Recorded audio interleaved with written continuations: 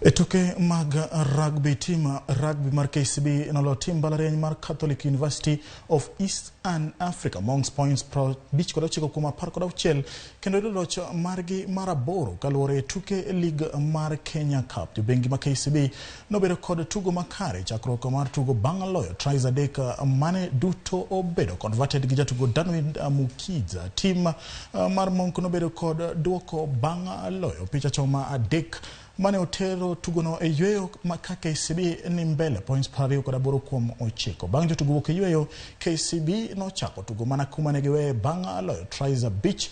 Kata kamano team mar Monks nomedo try achiel kokalo kuom jatugo Victor Omupere kapok tugono orumo. Tugo mabende ne obagi e laponogo team B mar KCB noloyo team B mar Kwea points 75 kuom 3.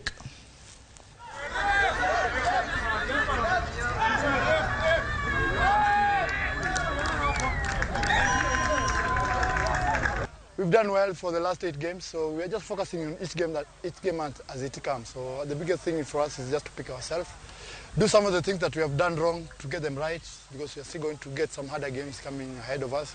For us, just to focus on ourselves and get better.